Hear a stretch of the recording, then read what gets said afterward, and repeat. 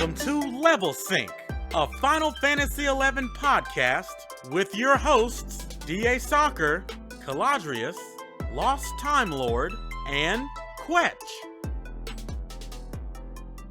Hello everybody, and welcome to Level Sync, a Horizon Final Fantasy XI podcast. Today we're going to be talking about the Sunbreeze Festival as well as the recently announced 1.2 patch coming in September. But first, I'm Quetch, and let me introduce you to the rest of our hosts. We have the Leonardo of Final Fantasy XI, DA Soccer 6. How are you, DA? I'm doing all right, thank you. Leonardo, okay. And next to him, we have the Raphael of Final Fantasy XI, Icy Caladrius. Cal, how's it going? It's going good, and I'll take that. And lastly, to my side here, we have the Michelangelo of Final Fantasy XI. Donatello. Okay. See, this was the hardest one. All right. That was the test he was waiting. I feel like you're more. I'm also very orange, so maybe I take Michelangelo. I mean, everything here. I mean, I don't know. I guess if you're going based on color schemes, then I could really be any of them with all of the universe of colors that's behind me.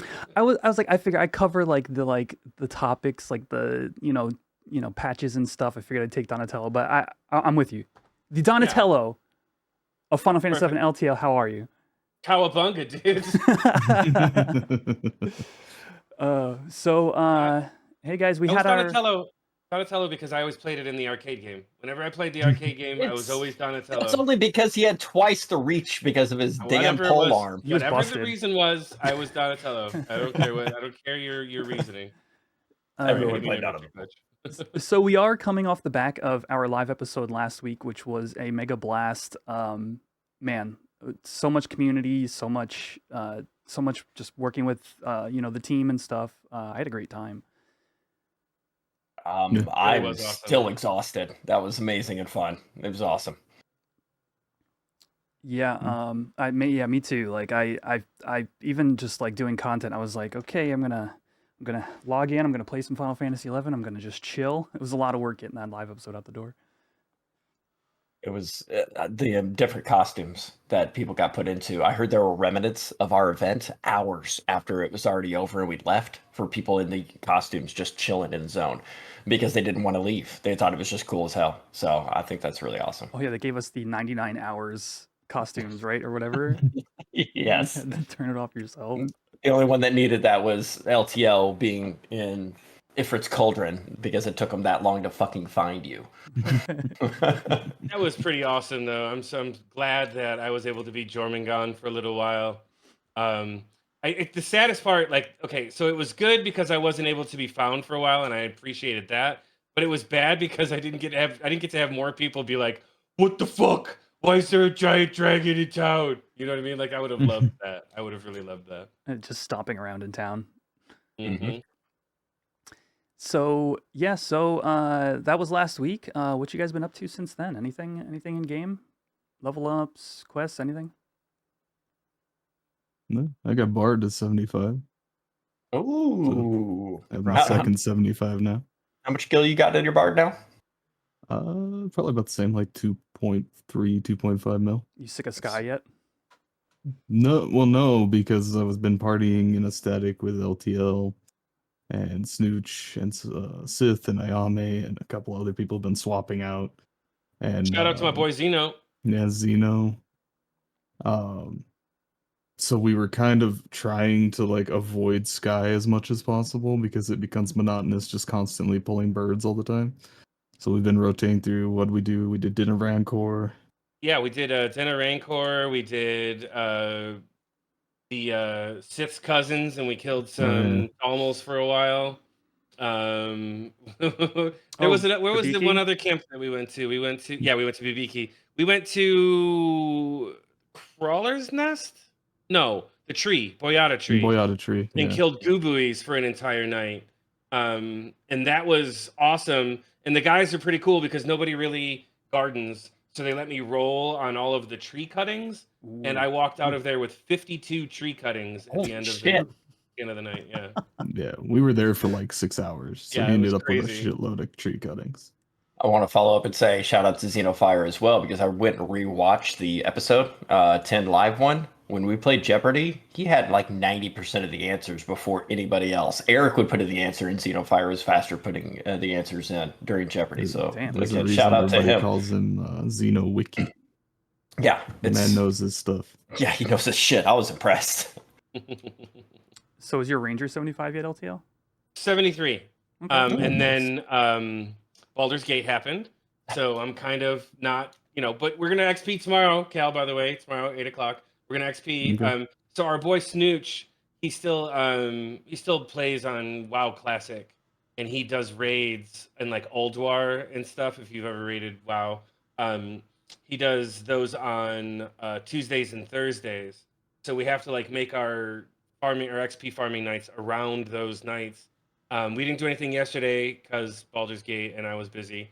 And then tonight we're doing this, but he would be in the raid anyways. Tomorrow we're gonna XP, and then Thursday I'm playing Baldur's Gate with other people, and it's just like I have a real long schedule of being a fucking nerd. How many hours you got in that already? Let's see. Do my Steam things work? Yeah, Oh, it they should do. show if you go to the Steam page. So I guess you just fucking. I don't know. Where do you look for that? You go to the click on Baldur's Gate right before you hit play. It's right beside it to the right. I have 52 and a half hours already in it. Oh, total play time is 34.5 hours. Yeah, I'm at 64. Damn, Baldur's Gate guys. 3 is good. They didn't boys. release like yesterday? Jeez. 2 or 3 days ago, yeah. I got problems. Yeah, I've been doing some EXPing too. I got a Dragoon to 56 and Okay. quested most of my AF. I'm just missing the final quest for the helmet. Dragoon, man, they're not. Penethrust is no joke. Like I knew leveling up that Penethrust was really good, and then like I actually got to use it, and I went from using double thrust for like 200 damage to like Penethrusting for like 500 to 700. Yeah, Nick. yeah, on bats in Boasted Oubliette.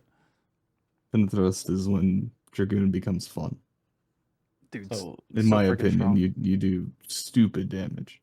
XP on Dragoon, XP on Ranger, getting Bard capped. I've actually gone negative XP. I went out to Perogodo Isle and I saw something that I didn't recognize. I checked it. It said impossible to gauge. Cast Flash on it, and that thing clapped me harder than anything has ever clapped me in the game before. I was a 65 Paladin. First hit, 300 damage. I started running like a bitch. It killed me. I lost XP, and I was I stepped away for a moment. So I'm the only one not to gain any experience, which is the first time we've had that in the podcast. Because usually I'm like, hey, I have 500 levels, But I'm glad you guys are progressing. You know what else I did? LTL, we finally did Waking the Beast, the carbuncle fight. Oh yeah. Was my description of it pretty accurate? It's honestly, it's been so long. What did you say about it? I described the fight basically. Okay, I'm yeah. sure you know it. Oh now. no, like the flow of it. Yeah, so it's like Yeah. the carbuncle and the avatar, then this and that, and everything was going great. And our time was good, and then we hit the 5 carbies, and dude, we thought we were cooking, and then they're healing themselves for like 4,500 on a healing ruby, and we're yeah, no joke. 40 seconds left in the BCNM when we got our win. We had like 15 minutes. Maybe you actually won. Yeah, we actually got the win. We had like 12 to 15 minutes left when we hit the 5 carbies, man, and it just took so long to chunk through them.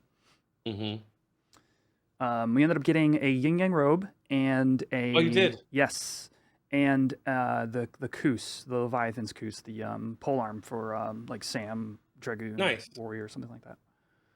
And it's unfortunate because before they era plus the yin yang robe in there, the best part were the Carby's Mitts version 2. That was the other item we got. We got 3 items. Oh, you did get those. Yeah, okay. cuffs, robe, right. and Koos. Oh man, those are worth it all on their own. Yeah, 1 second Carby's cast healing time ruby. reduction. No, healing ruby adds regen. Mm-hmm. That's like big. But yeah, the casting recast time or the recast time is pretty nice too. Yeah, so that was a super fun fight. But you have to go through all of the like avatars first, and they don't have any rewards, the like advanced version of them. So it's like a slog to get to the point where you can even do the BCNM. It's a huge pain in the ass. Yes. It did worth it though. That's a good payout. Holy shit. Yeah, we're trying to work on how to do it maybe weekly as a link shell, but like honestly, it requires more coordination than any other piece of content that's kind of at endgame right now. Because you have to get people to all right now, but 1.2, mind you. Awesome. Yeah. Anybody else? Anything interesting happened this week? Otherwise, I think we're gonna move on to the Summer Breeze Festival. For Breeze it is. No. All right. So, Summer Breeze Festival has released this week, and it comes with a lot of cosmetics. It comes with a lot of little mini games, and it comes with actually a body that teleports you out to the island, which is great because otherwise the only way to get there is the mana clipper. How do you feel about that? DA, yeah. I'm happy about it, but remember in our Eric interview, I think he mentioned something about they wouldn't implement that. I mean, that's just a teleport. We're not going to do any teleports, and then they put it in. So it's good to be able to see that changes influence the amount of the event, everything. And when I got it, I was like, "There's no way this works." But I literally hit up Cal. I was like, "Does it?" He's like, "Yeah." I was like, "Holy shit!" So that's really cool that they added that in. This means that Eric lied to us. He did. He did officially on the book, on the record, on the books. Did he say that item specifically, or just like I asked general about that teleports? one specifically? Oh, no, I asked about that item specifically. Okay. You hear that, Eric? You're getting called out right now. Hey man, good to hear he's got a little flexibility. You know, a lot of people, they just stick to their guns, bury their toes, don't listen to anybody. Or he knew and just didn't want us to know, which is, I mean, he said PAFO. Plain found out. So yeah, I'm gonna toss it over to Cal, resident expert here. So little disclosure is I haven't actually head out there yet because when the event dropped on Friday, I had seen that it was maybe a little buggy, so I was kind of holding off. And so I'm gonna go out probably tomorrow, honestly, and work on my rewards. But can you just give us a rundown, Cal, of like the things that are out there? Because I know there's like a series of mini games and obviously Midgard somewhere. Yeah, so they have Whack-A-Mandy, which is how you get your Coda and your normal quality swimwear.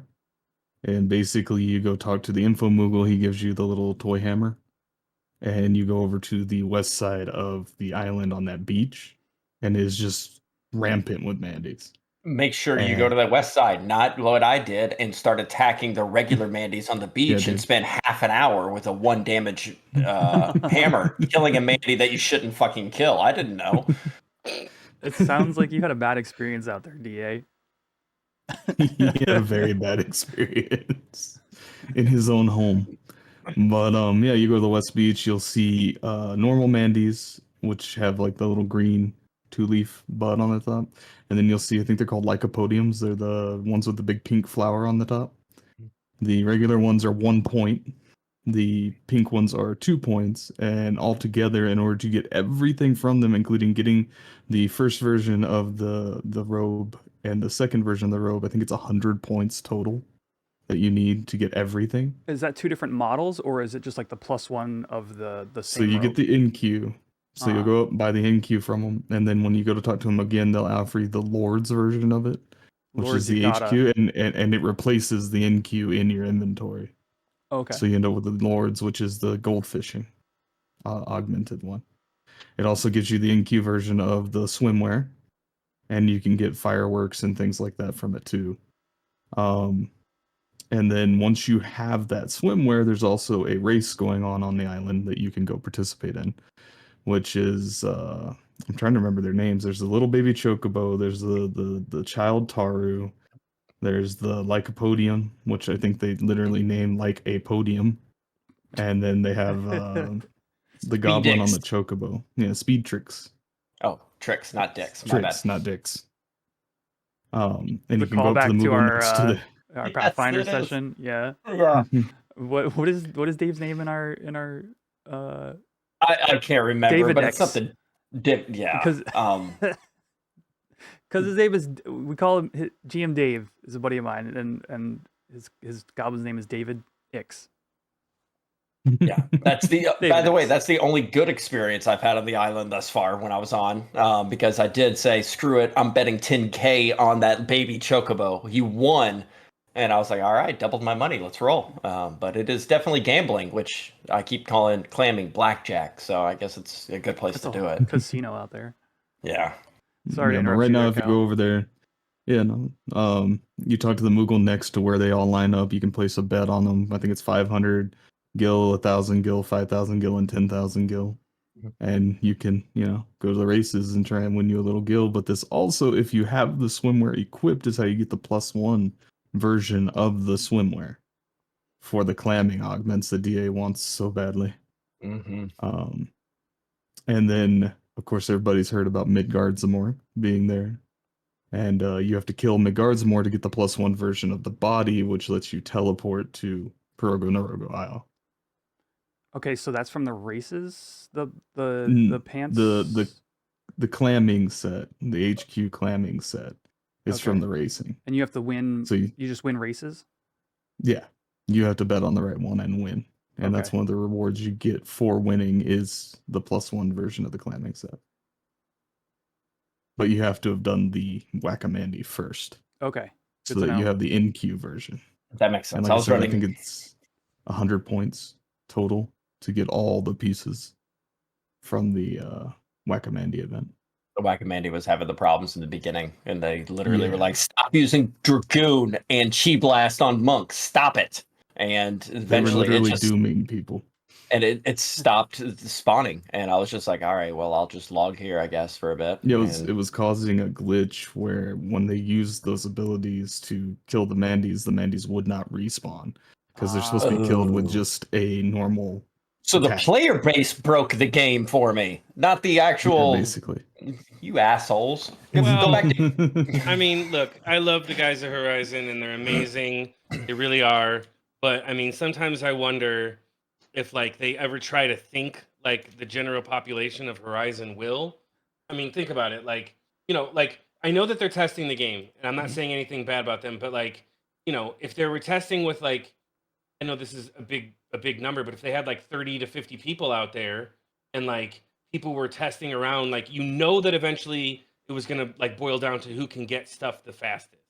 And like if they had a bunch of people out there and everybody was using job abilities on it, they would have seen that the shit wasn't respawning, and they would have known. I mean, I understand QA, I know how it works, but like, at the same time, it just feels like maybe could have caught that. I mean, if there had been, a few more people testing it, they probably could have caught that. But, it still sounds like it's a lot of fun. I personally haven't spent one single second doing any of the summer event yet, but There was Between- another little glitch that was mildly offensive to me, which is Galka could not get their +1 clamming gear from the races. It was a glitch, so it wouldn't give you any reward. You actually lost like 15k Nobody wanted to betting see that. and winning.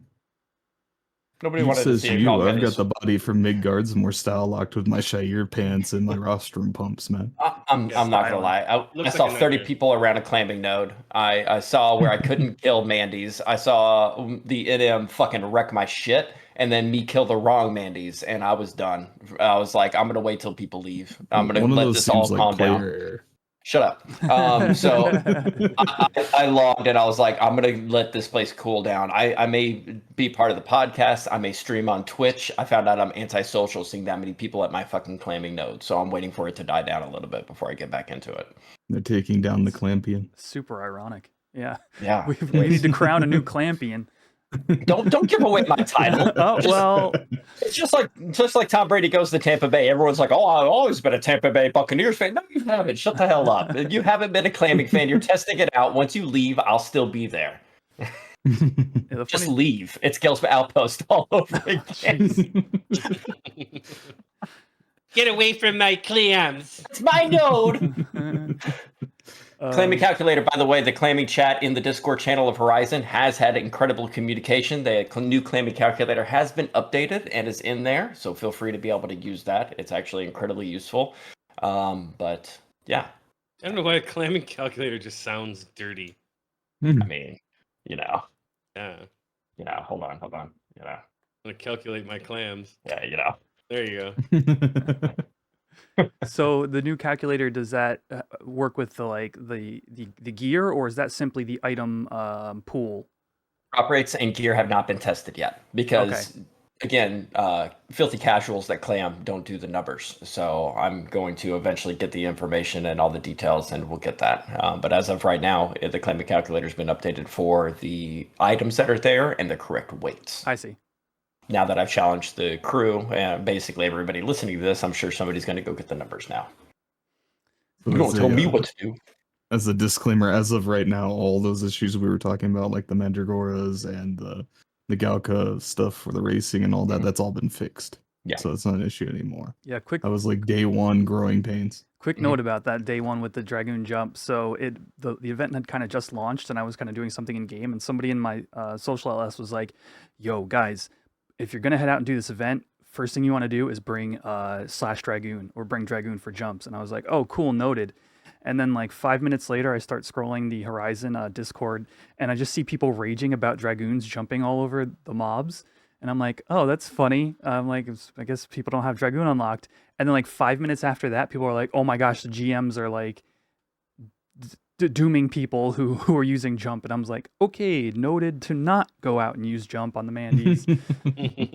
When the Mandies weren't spawning, I was standing there waiting. I was like, I'm going to get some points. I'm going to actually make some progress here. And I saw like 4 Dragoons sitting around me. And I copied and pasted from the Horizon wiki Discord about that is considered cheating and you the repercussions will be had, or whatever the quote is from the wiki.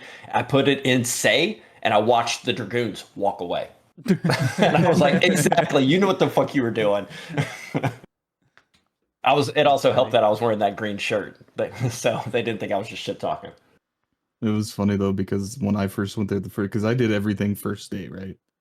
And when I first went there, all you saw was jumps going off and chi blasts going off and shield bashes and everything else. And then all of a sudden you start seeing so-and-so's doom counter hits 5. And then they drop and I'm like, oh.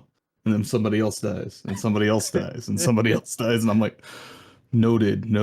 Were you streaming? Mazurka. No, I was not. Oh, that's funny.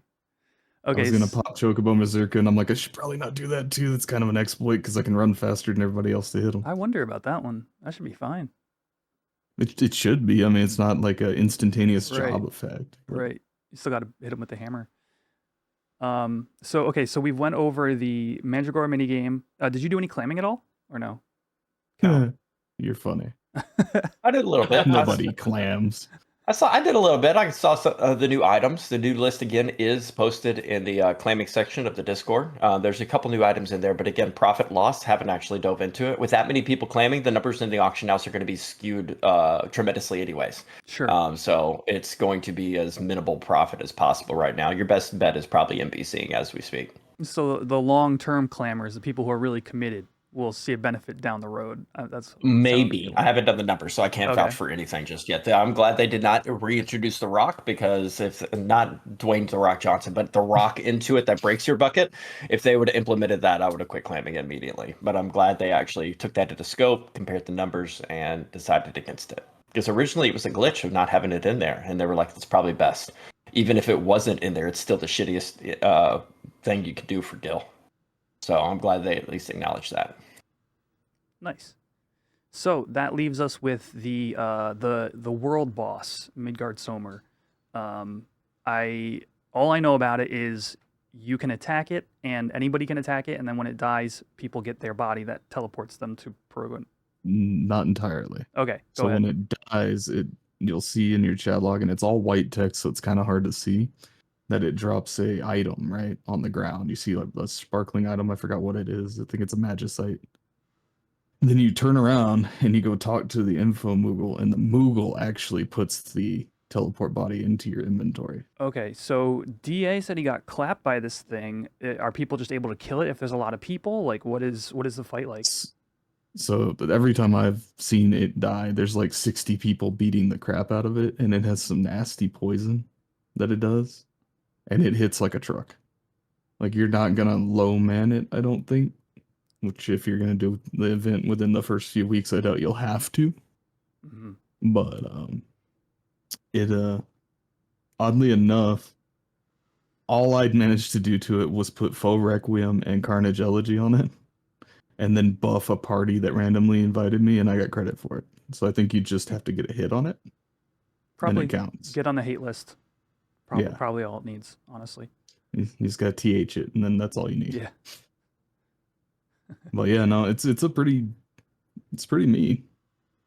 Like Yeah. it doesn't. So you would assume Midgardsormr would be a dragon too, but it's like a giant earth elemental looking thing. So it's a pretty. I like it as far as custom content goes. It's kind of neat that they threw a whole NM out there for you to go team up with everybody and go kill it. I think that's kind of neat. Implemented slightly better than the Treants in terms of player,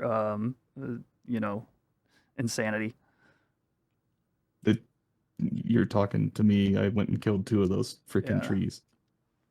The only other thing I want to mention about that boss is it looks like it's on a 6-hour cooldown. Yes, So it is 6 hours. if you're looking to go out there and you want to catch the boss, I would pay attention to the Horizon Discord and just see, because people like to post the TOD, people will ask about it, so it's generally being talked about in there. Try to catch an eye on when you think it'll be there before heading out, so if you want to just maximize your time.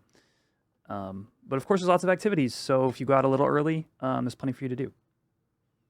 Yeah, So, you can easily burn a couple of hours just out there doing all the other stuff you need to do. Betting on the chocobo races. Yeah, it took me about 45 minutes once they fixed the Mandy's to actually get like 200 points. Okay. So it's not Okay. bad. Cool. Sounds like fun. All right. That is it for the Summer Breeze Festival. Sounds Oh, like a no, big it's win. not. Oh, what else You we got? forgot. There's another part to the Summer Breeze Festival, which is goldfish scooping. Yes. You Tell forgot us about the tell us about goldfish. that. Does that happen at the island? No, Okay. that is in the starter zones like Surtabrutta, Ronfur, and Gustaberg. And there's an NPC. They linked where the NPCs were on the Discord. The one in Sandy's next to the, I think it's called the Knight's Well Pond, where everybody moat cart fishes.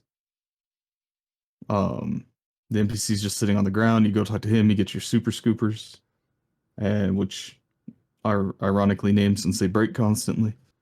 But you buy a stack of those, and then you go to the little pond right next to it, and you sit there, and you get that in your bowl. Sorry. And you go sit there and scoop up goldfish, and it fills your inventory with the goldfish and any other fish that you catch while you're scooping, right? You turn around, you go back, and you trade those fish that you get to the NPC to get points, and then you can take those points and use them to select the different prize tiers that they have based off the number of points you want to use. And then goldfish scooping basically just gives you Mog House items. It's all furniture, basically. The bowl is where you put the goldfish technically into. That's why you got to pick up the Yeah. bowl. So you got to pack the Yeah. bowl. Yes, you have to pack your bowl. Okay. It's gonna be a little damp, so you're not gonna be able to light it, DA. Okay. But Yeah, you actually just reminded me in term also furnishings. They added the recipes for the glowfly cage. Was at the aquarium as well, and Yep. there's one other. If I think I don't remember when these it's were added. the astral Yes, Astrarium. thing. Astrarium, yeah. Okay. That's where you go do that to get the items to craft those. Oh, good to know, because Yeah. in retail I like those for my Mog House, so that's something I'm definitely looking forward to picking up and making. Yeah, I sat there in goldfish for 99 stacks worth of super scoopers, so I've got all those items if you need some like advice on getting them, because you really like half of the goldfish aren't worth anything. You want the comets, and then there's the pearls. The comets and the pearls are 30 points a piece. Sick. Comets and So, pearls. so if you want to maximize your inventory, you can just chunk the other ones because they're like 1 point. I think some of them are 10 points, but they're not really worth holding on to. Cool. Pro tip. You're like a scoopinator. I'm the clampy, Yeah, you're a I- scoopinator. Yeah, Gotcha. I am the goldfish master after sitting out there for hours. Awesome. All right.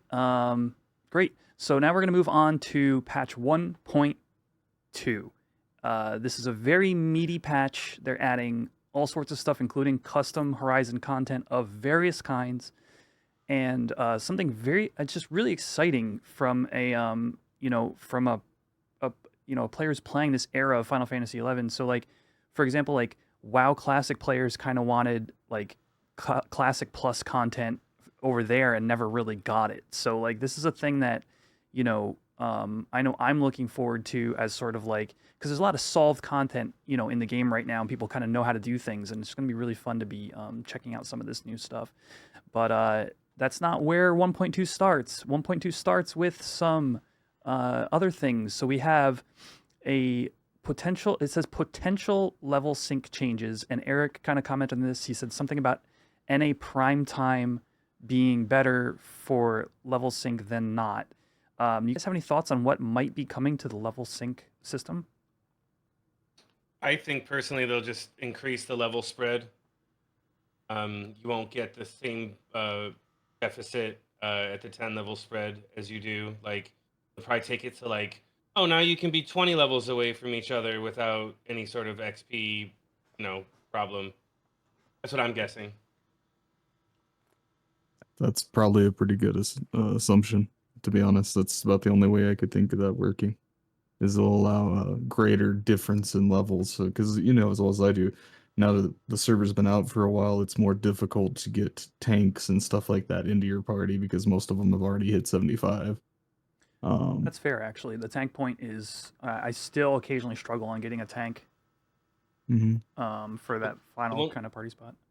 One thing I wish they'd do, even though it was, and I think Eric even admitted that this was broken in retail, is like, let me wear the gear that I have. Just like do what 14 does and like compress the stats down to like that level so that I don't have to like keep searching through my gear and like, oh, sorry, I can't. Like, one thing I'm sick of hearing in parties like that, like especially around like 40 through 60 in that area, is like, oh, sorry, I don't have any gear for that level. Because once people get AF, like, they're not getting more gear for that class. They're not holding on to the old stuff because they have the stuff that they want now.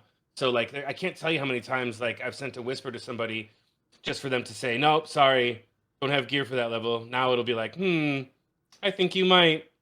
That would free up so much inventory space too, because 30% of my inventory is lower level shit just in case I have to level sync down to it. If I don't have to worry about that, then it would allow me to put most of that back in the auction house and be able to kind of share that with people that actually need it instead of me hoarding it for the possibility of doing something like that. Yeah. I love you guys, but I disagree on this point. Go ahead, Cal. I know personally I keep a level 10 set, a 16 set, a 21 set, a 30 set, a 40 set. I think I gave DA my 50 set. Yeah, you did.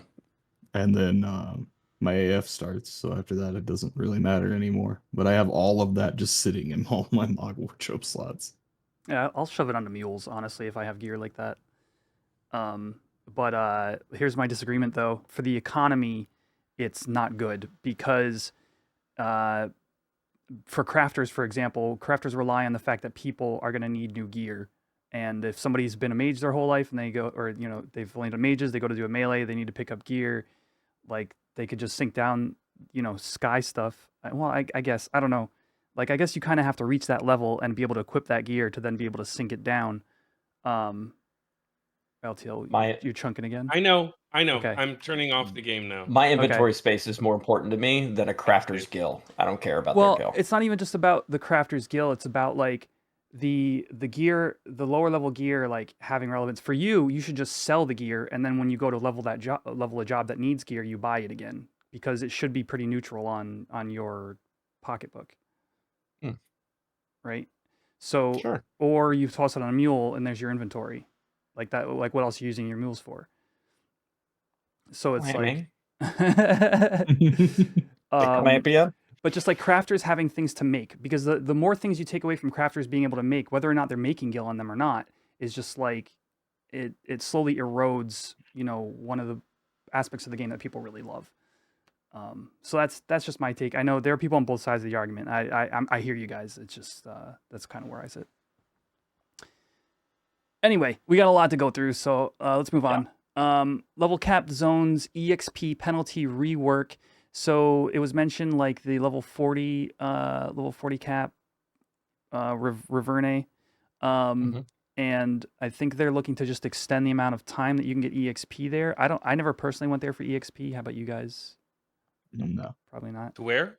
Like Reverne? The like Reverne sites. No, not on. I did on retail, but I've never done it here. Okay, was it a good thing for like that level range, or do you mean like sink down? Because you could go there, and you could also go to the promies, like Promi Vasil and Hala and stuff. And this was before they added like the crazy level 99 plus era, like not era, but the level 99 plus mobs there. You could go there and sink down to 30 and get decent XP. Before you hit level, well, once you're like at level 30 or before it, like you could go there in XP, but like I haven't done that since 20 years ago. Would it be something that you would, even at like level 60, you would sink down and still get EXP? Like, was that how it worked? If they I don't know that I ever actually synced. That's why I kind of corrected myself, Oh, because okay. like I'm saying, like you could go there like level appropriately and get decent XP. Oh, I guess it's not a sync anyway. They just cap you at 30. So Right. interesting. I mean, if you could go there and get like 5-6K an hour or whatever, no matter what level you are, I don't know. That would maybe help people have a different way to level their jobs. Well, if it was convenient way to get the if you could easily kill those drakes, you could have a lifetime supply of those fucking large drake scales. Yeah. We always have to farm one every time we go out. Mm-hmm. The next thing they mentioned, and I didn't even like grok this one. I guess there was so much in this, but they're adding new NMs. Yeah. It was just like Which it's is just like a kind of footnote. exciting. Yeah, I wonder if they're adding like the NMs that are like they were added in like Wings of the Goddess. Like there's like Tokoko in South Gustaberg. At some point in Wings of the Goddess, they came back and added like NMs to all the original zones. I wonder if that's what they're doing, or if they're adding. That'd be nice custom to stuff. see that for Wings of the Goddess when it comes out to be able Sure. to add those, and it'd be nice to be able to see new ones that are fresh on the eyes. Yeah. That's my hope. Something that they created, or something not necessarily lore accurate, but something specific to Horizon that you may be able to get a laugh out of. Maybe it's you can have specific names that have a backstory dealing with the development of the Horizon server, or whatever it may be. I'd like something custom, not massive amounts of it, just every now and then one or two here or there, just something small that can be the Horizon's own NMs, But I would love to save the NMs from Wings for Wings, because I'd hate to take that away from Wings and then not have it when Wings does come out, because Dancer will come out eventually. Sorry.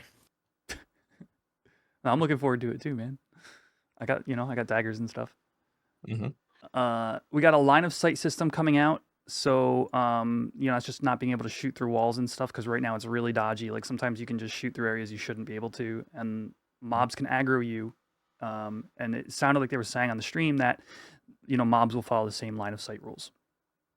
So that will also be coming with this patch. Next up, we have Dynamis Tavnasia. And the big note for that, I mean, obviously, like, super fun, like 18-man, the next Dreamland Zone. But the boss will have our rewards reworked. Malignant Sword, calling it now. You think so? You think that's where it's finally Absolutely. coming from? 100%. What's that? The Malignant Sword is like one of the best swords that you can get.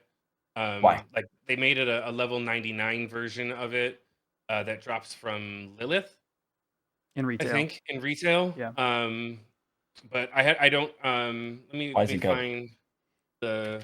While you look, I'll explain kind of the thing. There was a DAT that was mined a while back, and it's like a tanking sword that's like better than other tanking swords that we currently have access to, but it was in the DATs and nobody's found it yet. Okay. I don't know why. When you look at the stats, let me know why that's a good one. I wouldn't mind Second Singer. I was telling Cal about that earlier today, talking about the Second Singer that I got from Neo to Zolao back in the day. It only comes off Arch Dynamis Lord.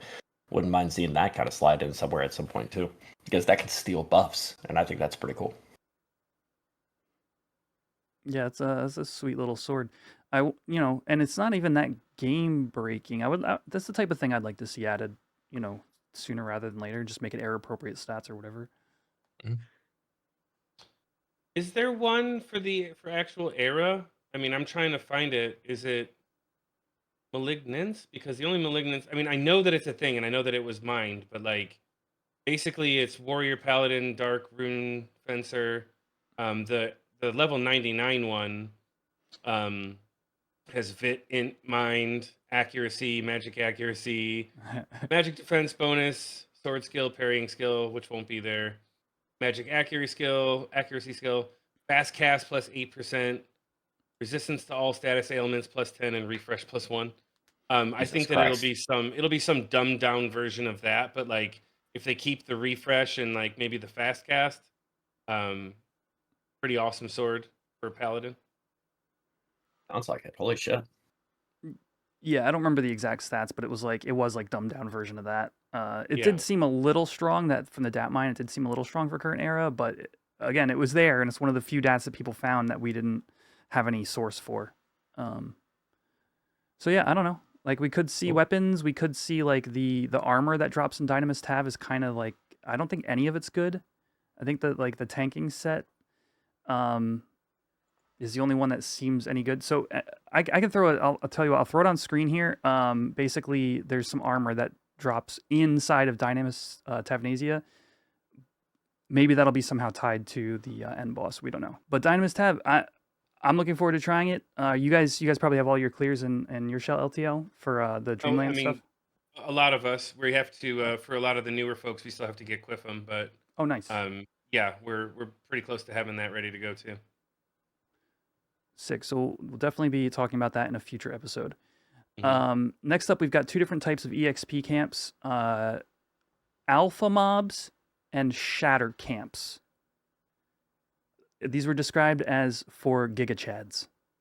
So I'm guessing the alpha mobs will be like, what are they called in retail? I forget. Like the hyper, like the hyped up versions of things. Like if you go into, like I was saying, like Promi, for example, there's what is the name of them? I'm totally blanking. Like or like Apex.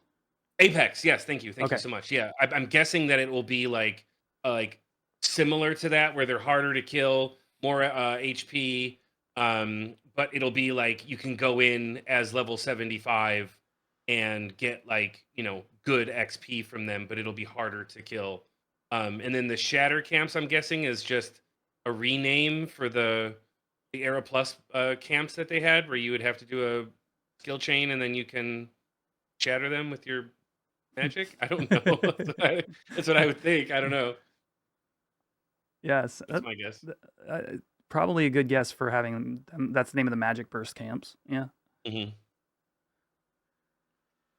Yeah, I'll be looking forward to trying that. So far, I've only done merits, like actually done a merit party on weapons in Moongate, and that was pretty fun. We kept like over 100 chain or so.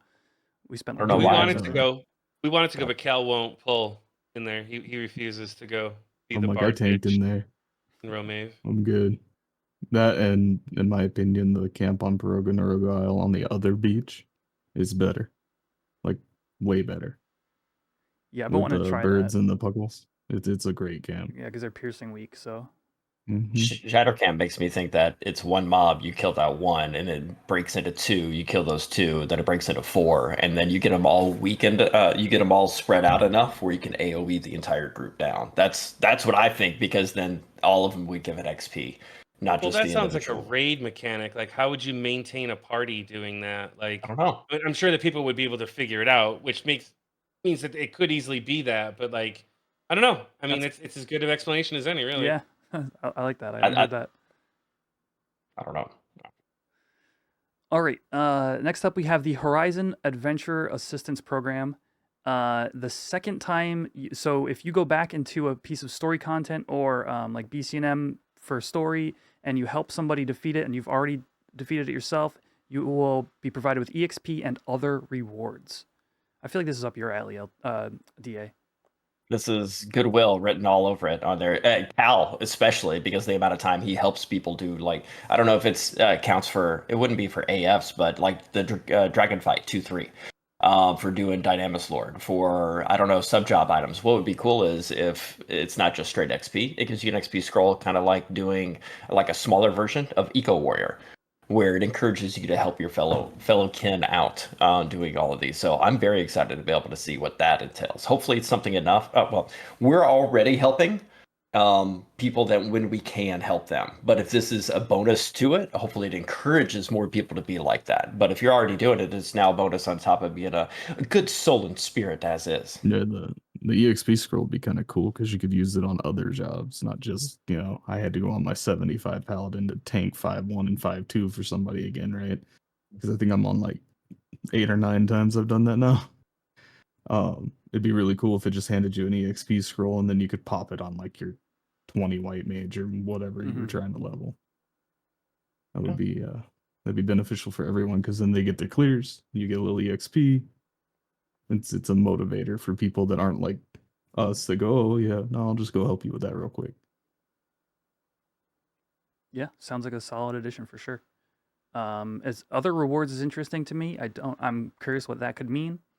Whether it's crafting mats or I don't even know, cosmetics. I don't even know. Next up, we have the Adventuring Fellows. Part 1. Capped at level 50. Bond to level 30. No Pearl quest. And you earn points, but you're not able to spend them. Do any of you remember doing an Adventurer Fellow and can translate some of that for me? Because I totally don't remember it. I used mine, yeah, but I'll let somebody else talk. I'm sure you guys have experiences or memories of that stuff.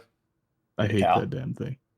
No, don't ask me. I hate that damn thing. Because he will straight up be like, my time limit is up. I'm out. Bye.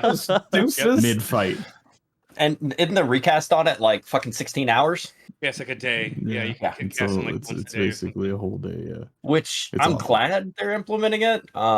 But we can't really give any judgment because the only basis we have is information based on retail, and we know this is not retail. So it was fun to have him, but it was never a priority. You'd get him up to level, and after when it became something you used quite often, trusts rolled. So it's not something a lot of people have too much experience with. It's kind of like a mini version of a trust, but it's only just like your absolute buddy because you're solo and don't have a link shell.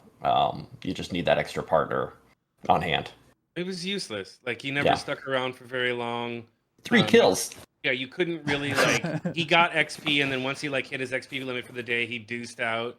And, like, it was also on a time limit.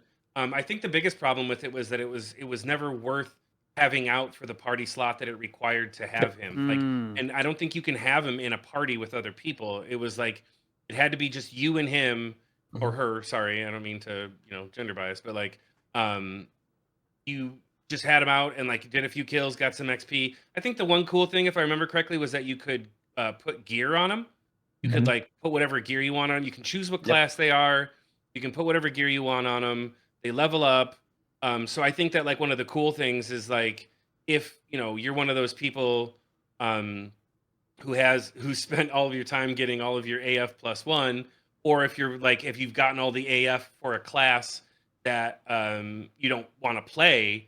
You could put you get them up to like whatever level. If they said level 50 cap, that's not even going to work. But eventually, if they do make them go to 75, you can put all of your AF on them or whatever from the other classes. I really hope that they add something interesting and exciting to it because it was a drag. Like, it really was a drag, and it was honestly, it just felt like something else I had to do other than something I enjoyed doing. The only thing he was useful for was if you were leveling a job at lower levels and you wanted to like get that last couple of levels to go to the dunes or whatever, you could summon him out and have him help you, right? But that's about it. Yep. I hated that damn. Yeah. I'm looking forward to the changes they're bringing because it's not going to be the same as retail. Yeah, it's weird. It can't be. I don't want this thing to be good because I don't think like trusts are a healthy thing, like for kind of where we're at, especially with the amount of player interaction that things require right now. I really like that aspect of Horizon, but I just don't see where I'd be using this. But I hope to be surprised, basically. Like, find some usefulness. Maybe I think what it is there's like a cult following of people who like leveling up their buddy is like their thing. And they're getting it. One of my ideas for years on retail was I'd love to be able to copy one of my friends and turn them into a trust that I can call out at any point in time. I love it would be an idea to screenshot like Cal, for instance, on his Bard, and be able to actually call Cal out at any point in time and just send him to his death. And I think that would be absolutely I don't hilarious. condone the use of my image for your personal pleasure, DA. I always thought it'd be cool to be able to basically you almost like shadow imprint your friend, and then you can use them to call out whenever you want. But that's probably way beyond something they could do. Foamer Caladrius. Yeah. Yeah, no. I don't want anybody walking around with no. You couldn't call them out in town or anything like that, I don't think. It had to be out in a combat zone in original era areas, too. I don't even think it's you irrelevant. can use them. I don't want you to have access to me. It's not what you want. Whenever you want to have, because this is what... all we have to do is go to the website, screenshot your character, and there he is. And it could be called, like, I don't know, Partner Cal or something like, I don't know. I just thought it would be a wonderful idea to be able to screenshot your friends and be able to have them as a trust. And I just wanted to voice that just in case of a slim chance of a possibility. Look at LTL shaking his head. It'll never happen. I know. All right, so next up we have a couple things. We got new quests. And the reason this one's interesting to me is because I was looking through the wiki and I found a like BG wiki, and I found a quest for a goblin coif. It's like a goblin almost like aviator's helmet, and I was like, oh, this looks really cool. And so I did what the quest said to go to like Oldton, and didn't get the cutscene. And I realized I checked the date on it, so it's like 07 is when this thing came out. I was like, this would be a great lock style piece. So it's not currently in the game. And so anyway, they're adding new quests, and I wonder if there's going to be custom, because I don't know how much they can do there, or if they're adding some of these quests that kind of came out in like 07, 08, or what have you. I'll toss that up on the screen when I edit. You can see the goblin coif. I'm guessing old quests. Takes a lot of work to make new quests and add new rewards because of like the dialogue, and then finding a place for the NPC, and I mean. They've done it with the OP warp in Juno, which is new. It's a new character and a new spot for somewhere to be. So it's not out of the question. I'm sure that there may be a couple of brand new quests, but I mean, at the end of the day, with Nana's charm too. Right. Oh yeah, true. But like with all of these things that they're adding, I think it would be like they could save a lot of time and just be like, oh yeah, well we're gonna throw these quests in. It's Era Plus, everybody. Just here's these things. Slightly change rewards. Yeah, I mean, there's a lot of custom stuff coming, so, we'll see if that affects the quest as well. New C content reward adjustments. I think I've ranted about C rewards on this podcast before, but I am interested to see how they adjust the rewards. So, have you guys had luck on Torques at all out in C? Yeah. When we were doing like C farming, we got a lot of different Torques. Yeah, I mean, but so few of them are even fucking useful. Ooh, interesting. I didn't think about maybe they adjust the actual items even. Yeah, I mean, like, you would never like what one other than like, so the back piece is what like casters are mostly going to use, right? Yeah. Like the Bard and Summoner one, which is like Summoner BIS and Bard BIS for whatever. Wouldn't it be cool if there was like a beefed up version of the summoning torque that they have that you can buy on the auction house, or like, I don't know. I mean, maybe they could add new stuff. And I guess the other torques are good for like hot swapping into weapon skills, like when you're using like those for your weapon skills. But I think they are, but they aren't, because it's the same old SC design where it's like they add like mind to the torque that has like, scythe skill or whatever. And it's not actually relevant to the job that's wanting those particular sets of skills. The exceptions are like Faith Torque and Love Torque are like are like the two big ones. I didn't even think about them adjusting the actual item rewards. I was just assuming they'd up like drop rates or something. But that would be a welcome addition. More of garbage. Yeah. Yeah.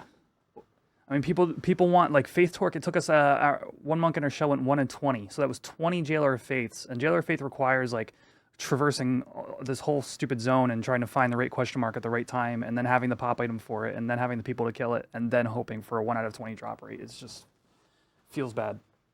Yeah. Other quality of life, they're going to be all the pop NMs in the game are going to have their question marks shortened. Oh, the repop on the question marks. Yes. Yeah, okay. Due good. to player, Eric said due to player, the player population, just to help people. Nice. I don't see why they wouldn't. I mean, those are popped. You know what I mean? It's not like you're like competing with somebody for the claim on those. It's like Right. if you have the items and you want to pop them, why do I have to wait 15 minutes? Yeah. Just because Square said that I had to 22 years ago. You know what I mean? Like that is stupid. So I agree with that change. Good change. Yeah, the big one that slowed us down was the rabbit NM that drops the bow for ranger. Yeah, Celine's bow. Yeah. White and black coney. Yeah, it's like a 5-minute repop on the thing, but you kill a rabbit in like a minute, if that. Mm-hmm. If that, yeah. And it's got a low drop rate, so it's like as we spend an hour, getting 10 kills or whatever, 15 kills, and just to get the one bow. Jeez.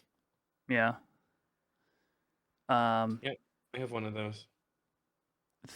Okay, next up we got Thief primary utility, Sam power adjustments, Summoner group play, Beast major adjustments. What is Summoner group play, do you think, LTL? It's tough to say, really. Like, I mean, they're basically right now, like, in XP parties, I mean, they define group play. However, they're kind of niche, unless you have a ton of MP. Like, when I was leveling my summoner, I had decent enough gear that I could run like 2 buffs at the same time, 3 if I wasn't doing anything else. I would run 2 buffs and then occasionally do like a blood pact every once in a while. But like, what am I really adding to the party at that point? Like some haste and some refresh, which is good.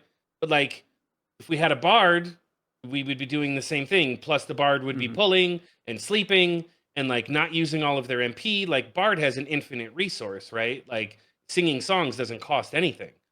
They just sing their songs. But for summoners, it's like, what do I do? Like the occasional Carby pool, that's cool. But like in a party, there's not a whole lot that summoners can do.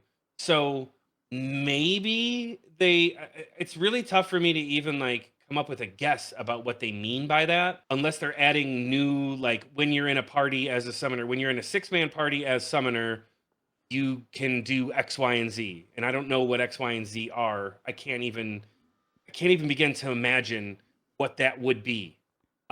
Reduced, like overall reduced cast times on blood packs. Maybe reduce mana cost on blood packs. Maybe. I don't know. For all of the bitching that people do about how OP summoners are, like, yes, I am OP, not even really, like once every, for me, 44 seconds. You know what I mean? Like every 44 seconds, you better watch the fuck out. But in between those 44 seconds, I could cast Erase on you if you need it. I don't know. That one excites me / scares me because I don't know what they plan to do. I'm excited to see though. Range is always fun and scary. Yeah, I mean, if they give you more to do while you're in group, I don't know. I'm with you. I don't know what they would add. I mean, I think so. I mean, it's just like I said, unless you're like healing in the party, like a lot of people are like, yeah, summoner is better on this server, and it is. But like, what is my role really in a party? Like, I'm ghetto bard with occasional damage. You know what I mean? Like that's what a summoner is, and that's 2 why buffs. I mean, right? Thank God they added Refreshka because that like that like is interesting or exciting enough to people that they're like, okay, so you could be in the party as kind of like a budget bard. Like refresh is good if you can do refresh and haste and the occasional blood pact, cool. But like if I was a bard instead, it would be way more infinitely useful because like I'm pulling, I'm sleeping, I'm buffing this group with this and this group with this, and then I'm not really spending. I don't have like a resource to expend. So maybe in groups, like in 6, I don't know. I would be loath to say maybe they'll take away the MP requirement completely, but like I don't think they do that. I don't know. I'm excited to see. Nervous / excited. I too am excited for the Thief primary utility change that they have here. I've been thinking about this, what they could possibly be adding to Thief, and my main thought is Collaborator and Accomplice. So one of them steals 25% of a party member's hate and puts it on the Thief. The other steals 50%. This is how retail worked: is 125, 150%. They share the same recast timer, but depending upon which one you use, that recast timer is shorter or longer. So if you do the 25%, it's like a minute and a half or something. If you do the longer one, it's like 3 minutes plus, something like that. I personally, even in retail, I've always wanted to see them just split the timers and just give us a shorter timer that takes less hate and the longer timer, and allow us to like make that choice, like which I want to use and when. I would love to see those. There's just lots of little situations where stealing a party member's hate and then saving a white mage's life or whatever would be useful. I just feel like that can't be the only change, because it's not something that is going to affect the majority of players. So like it's not a change that the average thief playing in any situation is going, and a lot of thieves solo even, it's just not a change that would be felt by the majority of the player base. So I'm kind of hopeful there's something else here that I'm kind of not thinking of that they could possibly be adding to Thief. Yeah, I can't even imagine what they'd add to Thief. I had a thought though for Summoner. Maybe they'll allow us to summon a blue mage and then win the game. Like that would be like Lost Time Lord cast, summons a blue mage, and then it just shows up and it wrecks everybody's ass. Like I would be down with that. No? All right. No. No? Well, Okay. DA could have a blue mage buddy now. Oh, yeah, that's true. You were giving me shit about the pearl that I was talking about. Now you're like, I can summon a blue mage. Get the fuck out of here. Yeah, so Sam getting his power adjustments. Kipling talked about that when we interviewed him. Beast major adjustments finally coming along. I know the beasts have been kind of like waiting for that, and we'll wait to see what comes from those. Whatever that means. Beasts are already like kings of their solo domain, even with all the nerfs. You know what I would like to see though is something other than the sheep. Just rarely, like it's sheep 96% of the time, and then the other 4% is like the occasional mandragora for some piece of content. More cold-blooded. Is out. Oh yeah, the lizard and the rabbit are other ones I see a lot. Okay. But I would just like to see different animals. It's like always Lullaby Melodia. True. AV is coming. Oh boy. Yay. DA is gonna be the first one out there. Shit, I don't even have access to see. I'm getting clapped on the aisle where I clam, and there's no way I'm going to be up there fighting AV. Completely redone though, because they literally were like, and when Essie released it, they were straight up asshole trolls about it. We're not going to do that, but play and find out. And we're going to be a different kind of troll about it. Yeah. I think it's going to be fun, because if, again, KA, King Arthur, gave us any idea of the things they can do, I'm really excited about this. Just to be able to watch one of you guys get fucking clapped. So if any of you go ahead and get ready to fight AV, make sure you throw your stream up and send me a Discord so I can come in there and just watch. I'd love to be able to see it occur. I want to see the first time. There better be some clappage. This is going to be awesome. So I'm looking forward to just the revamp and redo. We can guess all day and night about what they're going to do, but honestly, we don't know until somebody gets just their shit pushed in. So I'm ready for it. Yeah, it ain't gonna be me. I'm looking forward to the play and find out. Like I want to fight this thing with like a design that is meant to be fought and not just like people know the drama. People know the AV drama from back in the day, the original release. People had to cheat to beat it. It wasn't even meant to be beaten until like much later on. And that's even taking aside the whole like server latency between Japan servers and AV. So I'm with you. This will be fun. This will be a fun watch regardless. I really like the JOL has a chance to drop the pop item now also, instead of just randomly popping AV, so you can plan to do your AV fight separately from your Jailer of Love fight. That's not as fun as everybody scattering and shitting themselves, wondering if it's gonna pop. Boo! I only say boo because it's not going to be me again. If I was up there, I'd be like, "All right, now we can get ready for this," you know. But yeah, I see where it's coming. I'm just being an asshole. So, you know what, Cal? Since you've recently come to the H&M scene, I'm gonna toss this next one to you. If you just like to tell the people what's going on here. Oh yeah, the revamped King system. Yeah. Yeah, so they're taking, as anybody that camps H&Ms now knows, there's multiple spawn locations for each H&M, and they are taking those and consolidating them back to the original zones. They've added more stability so they can actually handle it. I believe the whole reason they originally separated them into multiple locations is that many people in one spot was just murdering the zone, right? It Is my it was part understanding. of it. Yes. So I'm kind of a fan because it lets you gather all your people in one spot instead of having like 5 people over here, 4 people over here, 3 people over here trying to get a claim and hold it. You have your entire group there now, It which benefits is both cool. the big link shells who will have 8,000 people out there, and like gives the smaller link shells a chance. The one thing I think that they need to do, and my girlfriend has said this several times, and she's proposed it to the team. So if you guys are listening, maybe you should consider this. And something that would be great is for H&M specifically for the Kings, both NQ and HQ, the 18 people that are in the alliance at the time of claim are the only 18 people that can fight that monster. No swapping. You can't swap people in and out of Ooh. your party.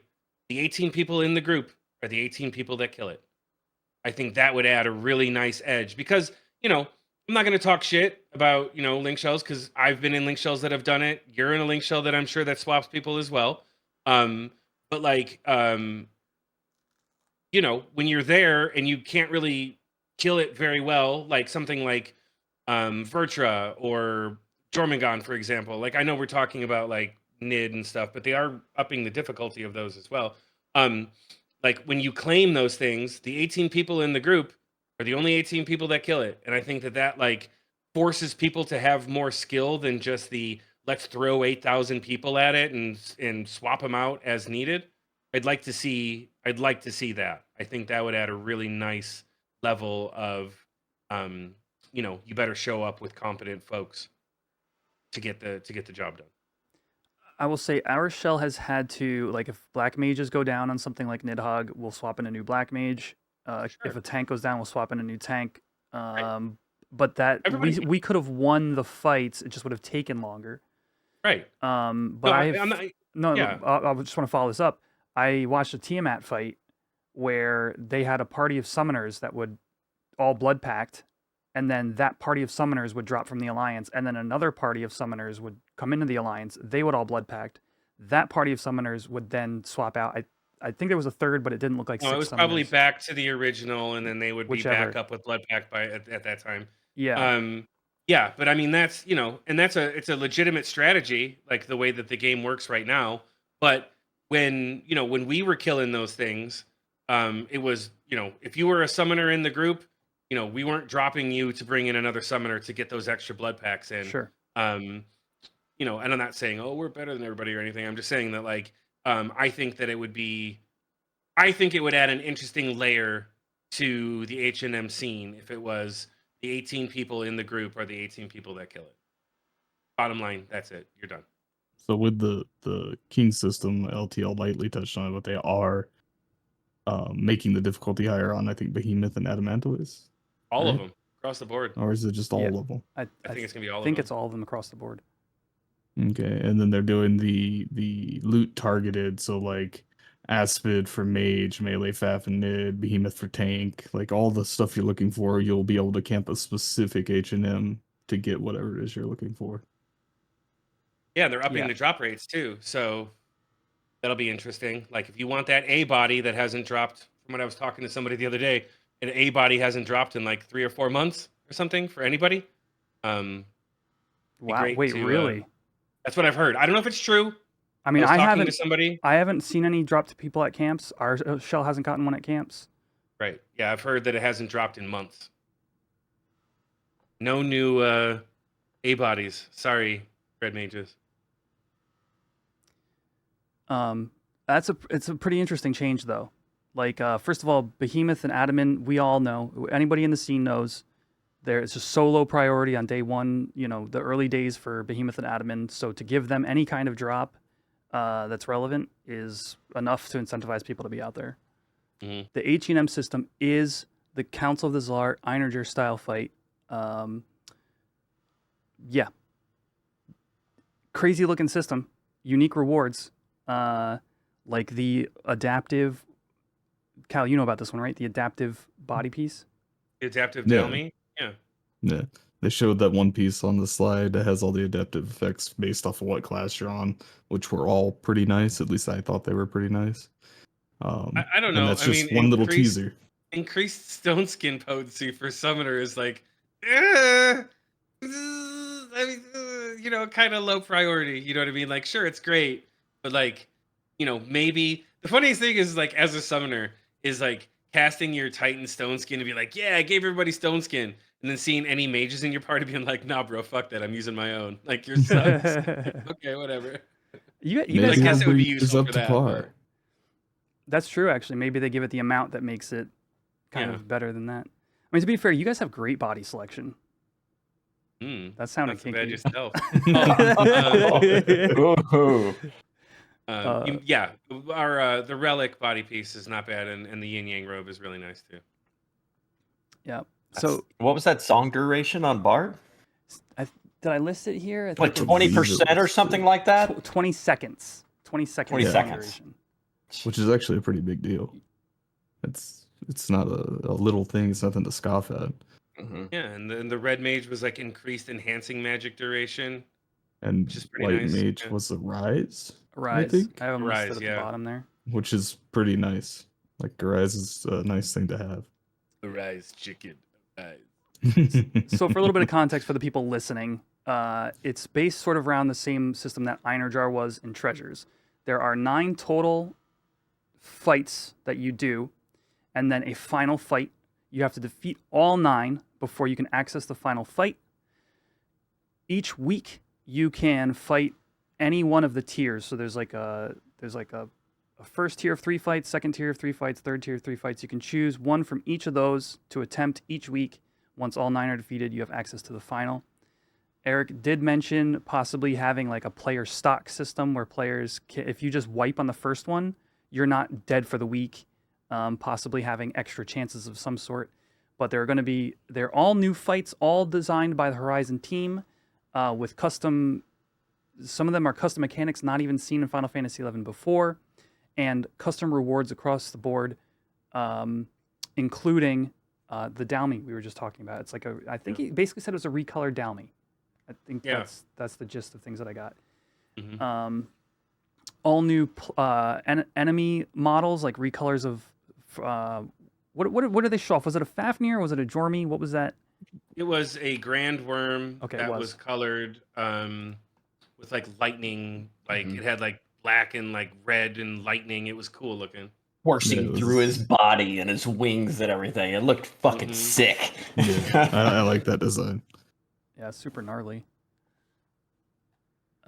This will be interesting because so we know it's a piece of adaptive gear that whether you're a red mage wearing it or a white mage wearing it. You know what's funny? I saw somebody in chat say this, and this is something I wanted to bring up. They said, "Oh, great, vertical gear progression coming to Final Fantasy XI, coming to Horizon rather." And you know, for the server that talked about like horizontal gear progression, but like if the red mage has this body piece, they have refresh on it, and they have 30 seconds enhancing magic duration, right? Mhm. The Dalmy is still your better idle piece. Yeah. Mhm. Because it has magic defense bonus. Right. And max MP, which, you know, whatever your feelings are on that, MDB it should be like a straight 5% magic damage reduction. I'd have to look at the formulas again, but I know MDB is very good. So it's really cool to me that they're adding a piece of gear that is horizontal to your idle. You have an idle piece, and now you have a macro piece that are both very rare and very sought after. So the other thing we know is that it's going to be adaptive, but they only told us the Dalmy. They're not going to tell us the other pieces. So this is just exciting. I don't know. I feel like that interview that we did with Eric, where he kind of hinted at like a Halbersian that Mhm. has like the adaptive stats on it. And I know that he was just using that as an example, but I Mhm. feel like the hobby is a prime piece of gear that doing something similar like that to would work. I think that would be cool to have, like, the on the opposite side of the Dalmy is the hobby, and it like with all the same classes that can use the hobby, with adaptive stats for each of the classes. I can't even imagine what those stats would be, but something similar to what they've done and we were just talking about. I think that'd be I cool. think it'd be kind of cool because you could like add store TP for like samurai Hmm. and stuff like that on specifically samurai, and you can add like lengthened jug duration or something for beastmasters that can use hobby, and there's all kinds of things you could do with those. Hobby's a level 59 though, correct?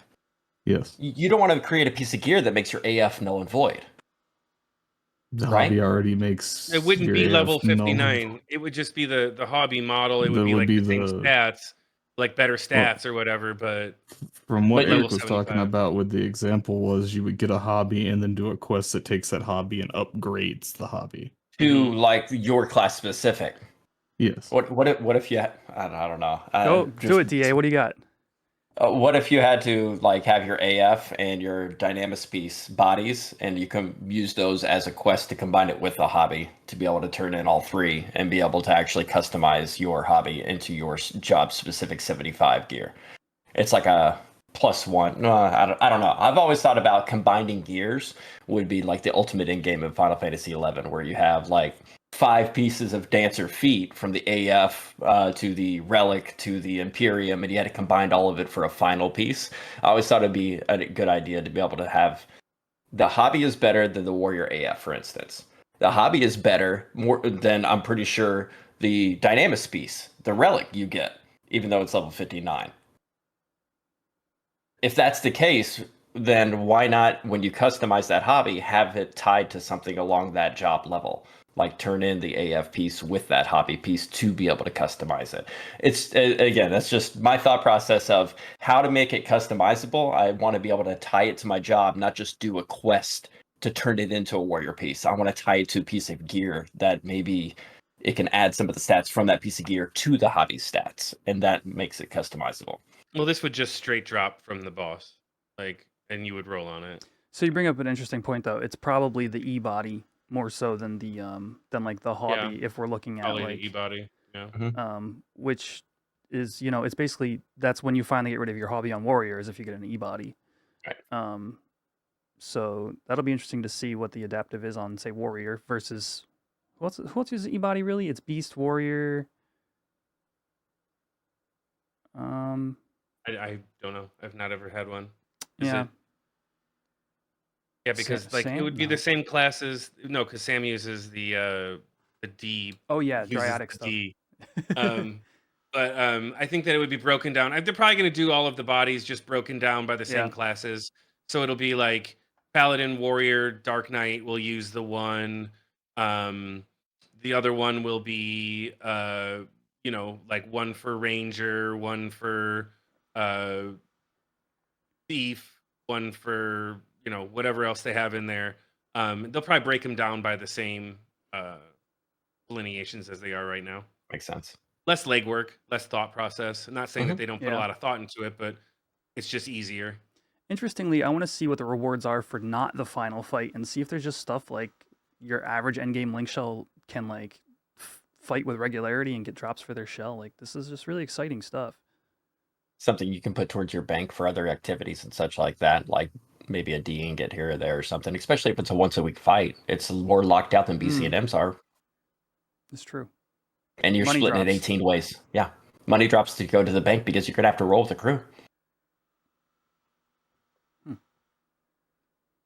So anyway, for me, definitely the most exciting part of this entire patch. I'm looking forward to AEV.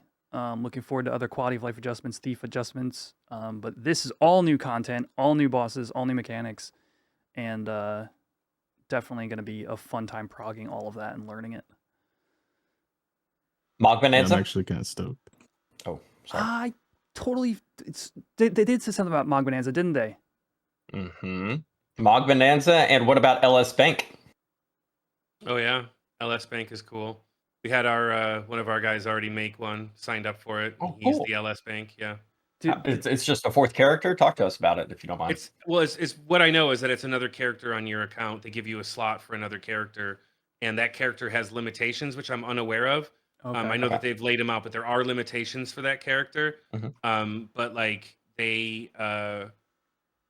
you will always have access to them. I think they're trying to make an interface or something where you can interface with that as like an officer potentially. Holy shit. I don't know. Isn't that what one of the guys said on the live stream? Was that they were working on the Mog Bank integration or something? I thought it sounded like that was one of the things they said. I think it has something to do with the website, which could be exactly what you're saying. Oh, Like maybe if officers can access, as long as they're logged into their proper account, can somehow access bank features. Yeah, if you find out more, let us know because I think we're putting in our application, but we haven't finished it yet. Mog Bonanza. We got the 1 year anniversary event they talked something about, and I think what was the last thing? Let me take a look real quick. It was the PvP coming down the pipes. PvP tournament. They mentioned that at the beginning. Also, the Herald. They said they were going to actually have it on the wiki page. Haven't seen a link for it yet. I checked right before we recorded this. I don't see a link. I don't know if it's not been hyperlinked or the Herald's not out yet. But hopefully by the time this broadcast, we'll be able to kind of dive into that. I'm really looking forward to some of the content people have submitted. Yeah, artwork, whatever. Actually, there's so much community out there. The Horizon Discord has like 30K people or something ridiculous. We literally started our first episode to make sure we recorded to make the deadline for the Herald. And this is episode 11. I had forgotten about that. We're like, we gotta do it, boys. We gotta get it out before the end of this month. Hey man, they liked us enough to pilot us with their partner program. So yeah, rock on. More stuff to come. I'm gonna add a wink sound effect into the video there. I hope so. It goes ding. You guys are forgetting another key thing that they touched on. What's that? The roadmap for TOAU. No, we haven't gotten there yet. Yeah, but we're already at the end of it. And here we are. Not so subtle segue from our friend Cal. Here we go. It was a subtle segue. You made it not a subtle segue. Domino's boots. So, without going into detail as to what they said is coming with Treasures, they did announce that there is a roadmap going forward. They're going to release the separate pieces of content in separate patches, and who knows? Who knows when we're getting it? I don't think there's any information out there about when Treasures is coming out. I'm hoping it drops right before Christmas, like a week before Christmas, so that I can use my 2 weeks off from work to just like no life leveling my Blue Mage. No, that's beautiful. Mainly because that's around the anniversary time as well. That would be poetic. Because it's everybody's favorite. That'd be pretty much perfect. Yeah. This doesn't seem soon though. I mean, we're just getting brand new content in September with 1.2 and like December. People are going to be November, with December. So 3 months. People will be bored with September content by fucking middle November. That's week lockouts. They were talking about maybe 3 to 6 months when the server went live for Treasures coming out. A year? I mean, as long as they said they would look at the numbers and the people completing the content and the casual people and the people pushing straight to in-game and everything. They wanted to make sure the majority of the population was ready for Treasures. I think, honestly, the way we wouldn't have gotten a roadmap if it's 3 years out. It is closer than what we think. And I think it's poetic to be able to put it around that anniversary. That would be beautiful. I want to get smacked and besieged. You know what that Mandy's thing? The Mandy's for everybody ganging up on the Mandy's. That was a trial for besieged. Oh my gosh, you think they're testing their besiege systems? Only it was reversed. Because instead of the Mandy's getting their asses beat, it's you when you zone in. Just remember, you can't do besieged on Dragoon or Monk now. I do remember the first time I ever zoned into Al Zahabi trying to like leave to go to an EXP party, and besiege was like started as soon as I zoned, and I just got clapped like as soon as I walked in. Yeah. So you're cautious going to Al Zabi, man. I'd be like asking the LS, like, "Hey, it's not besieged right now, is it? Or it's not about to start or anything? Because I got stuff to do. I can't get involved in that." Take note, hardcore players.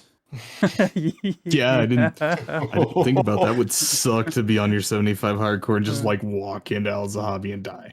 UDC or something, your black screen getting into El Zabi, you're like, I'll play tomorrow. You log in, Cerberus is there, just bites your face off, you lose your hardcore, everybody puts F's in chat. Maybe there's a pre-thing, like before entering the zone, you have to click it to accept the siege. Yeah, Are you right. sure you want to enter Al Zahabi? Right, not You just may a die.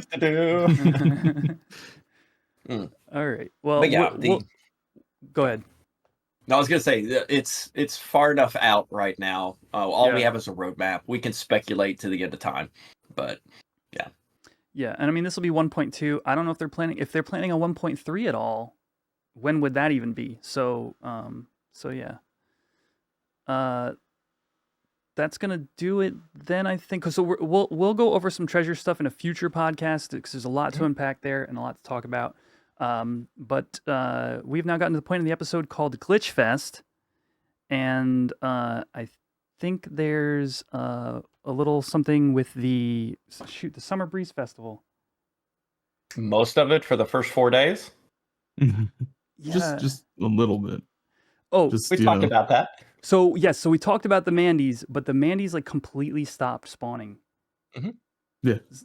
After so many people used job abilities, they just vanished. Yep.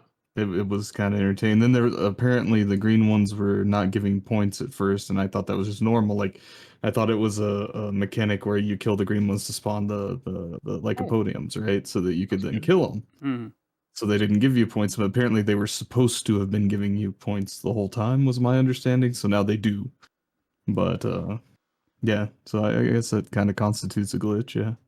I had one where my bucket, I was digging for clamming and it locked up. I got R0. It's when they were doing like a reset on Perigono Isle. And when I logged back in, I didn't know, after I clicked my bucket, it didn't say something went into my bucket. And I was close to the cap of my bucket. So when I logged back in, I was like, I don't know what I got. Let me click again. I pulled up an item. It said, your bucket has broken. I was like, ah, shit, okay. Well, maybe whatever I pulled up was higher value. Went back to turn in the broken bucket and get a new one.